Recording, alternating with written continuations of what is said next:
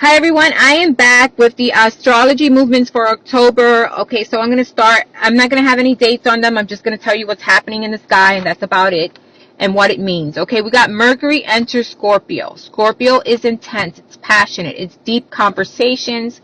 It can also be hidden agendas, ulterior motives. Need to question your agenda. Try not to manipulate others, okay, because as we know, each sign has its good and bad side. So here we got to consider both. Stay positive, stay passionate, but be balanced, and do not push people, and do not use ulterior motives when having conversations, okay? Because Mercury is in the sign of Scorpio, so things will be a little bit intense and kind of passionate, and kind of, we're probably going to be getting upset very easily too, so be careful with that, okay?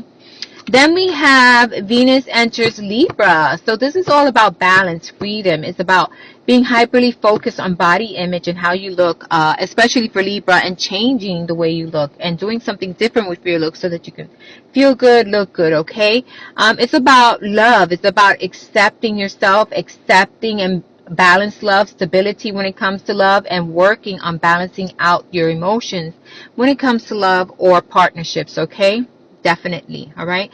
Beauty is in the eye of the beholder. I just wanted to let you know that in case you are overly intense when it comes to your image when Venus enters Libra, but don't be, because again, beauty is in the eye of the beholder. You can do things to change yourself, but don't go overboard, right? But definitely work on it. And Libra is all about balance and stability, but as we know, Libra, is also about finding oneself, right? Finding the balance within oneself, and that's self-love, okay? Then we have Mars in Scorpio. Again, intense, argumentative, manipulative, okay? Power plays here. Be careful with power plays. Be careful with being intense or manipulative, especially the sign of Scorpio. We don't want to get there. We don't want to do that, okay? You have a lot of power, but put it into positivity instead of arguing or trying to manipulate or get your way, all right? Then October 21st, new moon in Libra. What are the things you need to focus on that will bring balance into your life? That's where the focus is going to be. October 22nd, Scorpio season begins. Yay! Happy birthday, Scorpio. Your season is coming up. Pluto goes direct. Okay, what have I learned with Pluto when it was in my sign as a Capricorn? I learned that when Pluto was retrograde, things were easier for me. When Pluto was going direct, things got a little harder, and the lessons came on one after the other, okay? So a lot of times we look at it as, oh, it's going to be easier. Not necessarily, because Pluto comes with lessons, okay? And especially for Aquarius, your first house is really finding who you truly are and vibing with that energy and becoming that and attracting the individuals that are going to, fit the person that you've become because of Pluto lessons, okay?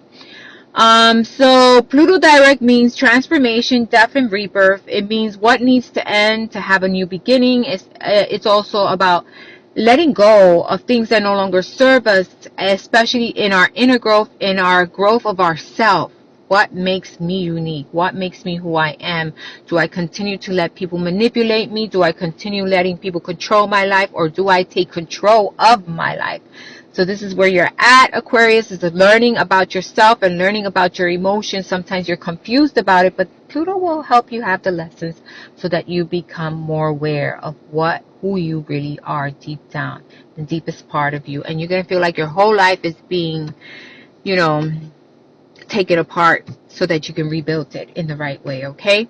But that's okay. Those are lessons, and that happens. It also comes with lots of gifts, with improvement in life, with money gains, with creating the life you want, with buying homes and all kinds of stuff. Pluto comes in with gifts, even though it has harsh lessons, okay?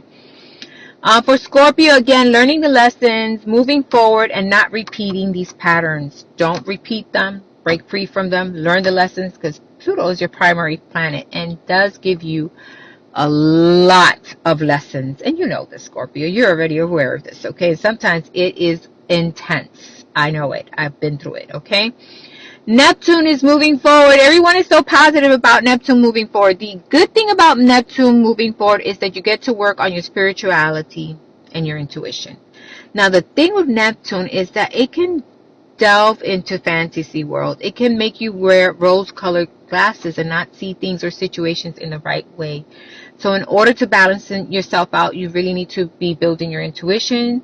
You really need to be working on yourself, working on, if you're believing in spirituality, working on spirituality so that you don't fall back in the illusion, right? Because sometimes it does come in with illusion, and we need to be aware of that when it moves forward, okay?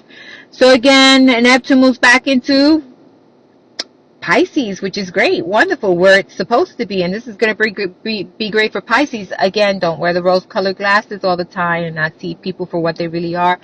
Open yourself to the truth, to the reality of things. If not, because Neptune will take you on a fantasy ride, and you'll believe anything, and you'll be in that hype, but definitely seeing the truth in regards to individuals and people around you and the situations around you, okay? No rose-colored glasses.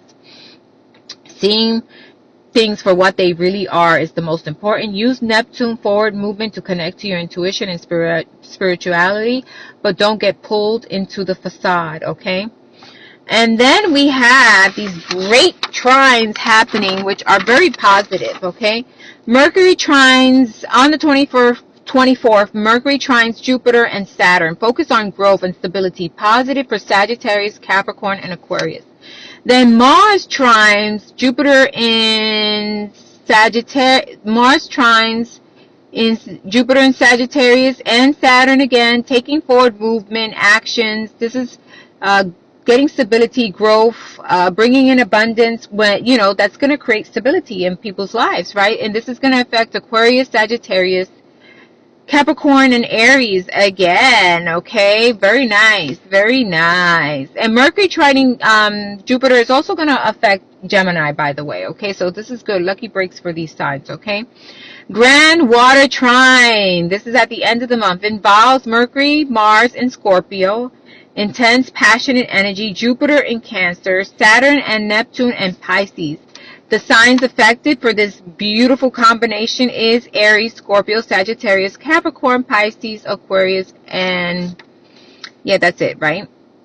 Yep, those are the ones. And did I say Gemini? Yes, I did.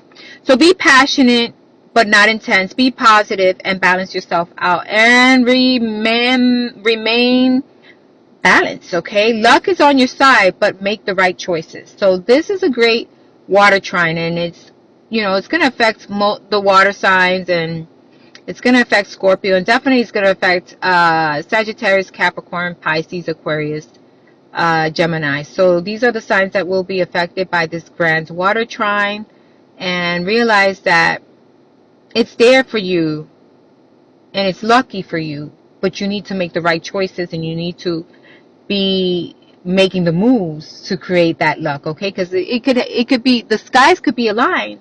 You just need to take the action, okay? So this is what's happening on the rest of October. For the rest of I can't even talk. I'm tired. I'm heading home. For the rest of October, I hope it resonated with you all. Thanks for listening. And again, we got some lucky things happening towards the end of the month, and a couple of signs that are going to be definitely affected from what I read there, okay? And again, remember, when Pluto moves forward, it's not always going to be easy breezy. It comes with lessons, okay? Like every other planet, like Saturn. If Saturn goes retrograde for me, I feel a weight moved off my shoulder. Same thing with Pluto when they go retrograde. But when they move forward, they're back on it. They're back on it and ready to send you your lessons. Love and light. Speak to you soon. Bye.